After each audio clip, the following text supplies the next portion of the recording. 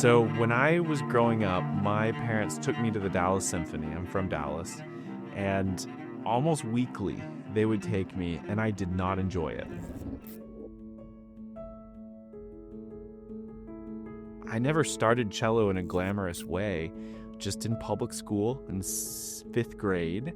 And I wanted to play French horn, actually, but they told me I would have had to play trumpet for a year.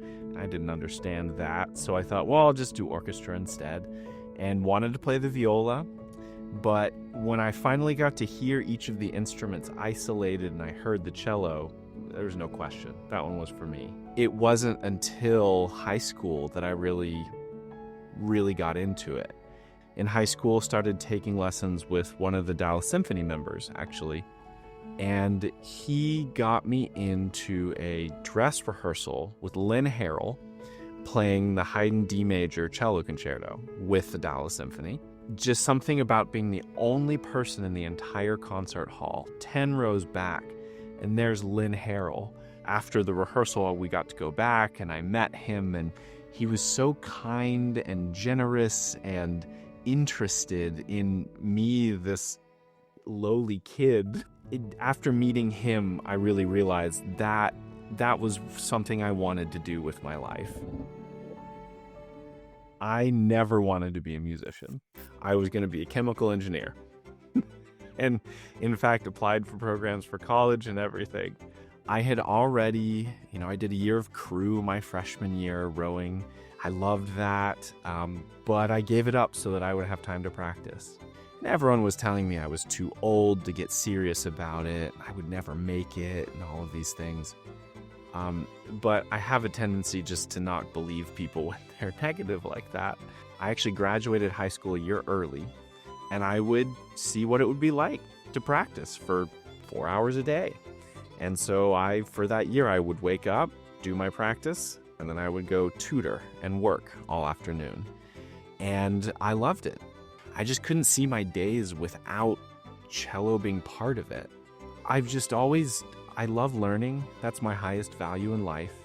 And because of that, I love teaching as well. And performing is a form of teaching to me as well. As long as I'm doing that, then I know I'm on the right track. Everything about my life was fueled by this sense of I need to catch up, because so many people had told me, well, you didn't start cello when you were 5 years old.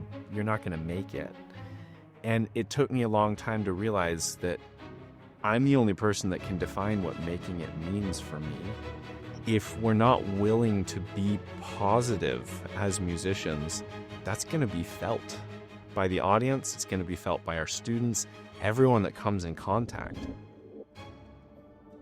So I was freelancing in Boston after my master's, and I was doing the whole performance thing, and I was playing with groups I wanted to play with, and I looked down and realized, what am I going to do for the next 40 to 50 years?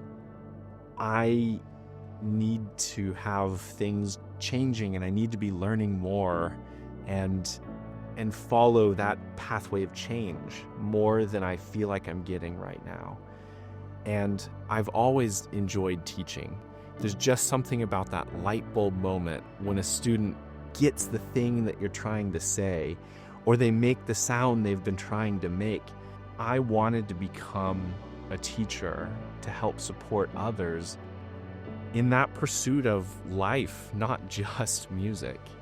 And for myself, I learned so much about how to trust myself and how to form relationships with other people because of music and because of cello. I wanted to be able to support the future generations as the music world is changing so much. I really feel like it's allowed me to do everything that I want to do.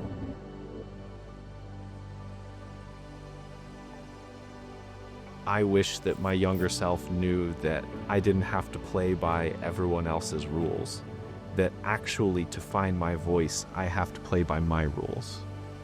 I wanted to find a way to support the community that is engaged in that, and to support those young people So I started Bow and Bridge Society to help do that.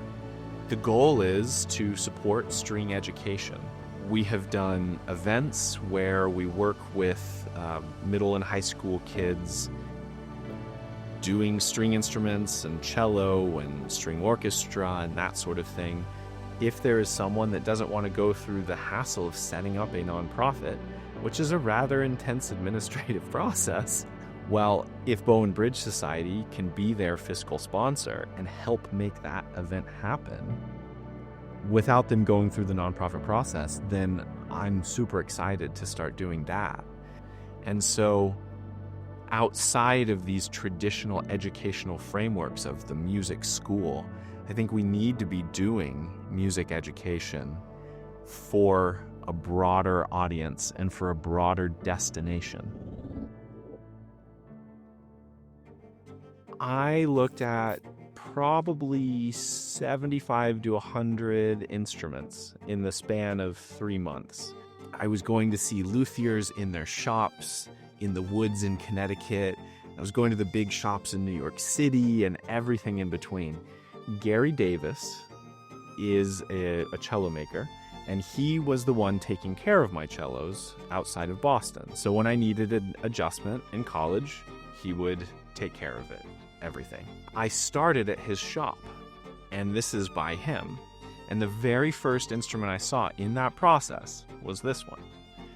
But it had just gotten back from Florida. There was mold under the bridge. It was out of alignment and all this stuff. Went off and saw all of these other things, found the one I wanted, and I brought it back to Gary's shop just to get sort of his stamp of approval and to see if it was actually a healthy instrument. And he looked and he said, "Yes, this is great. Just one more time, I want you to try this cello because it sounds a lot different now." As soon as I played a single note on it, it blew everything else out of the water. I was very fortunate that my family had set aside money for college. I decided to graduate a year early so that money for the 4th year of college could pay for the instrument. And so this is a Louis Morisot, a French bow, worth far more than I would ever be able to afford, and I adore it. And so between the bow and the cello, I feel like I finally found what sounds like my voice. So back when I was young and dumb, I was practicing at home one day, and I got out my phone to fiddle with a tuner or something, and I started to drop it. And I was holding my cello as well. I grabbed for the phone, but instead of grabbing it, I punched it into the side of the cello, and I got a rib crack, just about an inch long. The maker of the instrument, he fixed it, and I could show you exactly where it is and trace it, and you wouldn't even be able to see it. But I was a student at the time. The only way that I was able to afford that repair was because I had a Clarion policy. I, of course, was freaking out, anxious. Clarion was so helpful. Not only is it just peace of mind at every single gig you go to ever, so having an insurance policy in place and having it with a company that is as large and well respected as Clarion, to me, is a no-brainer.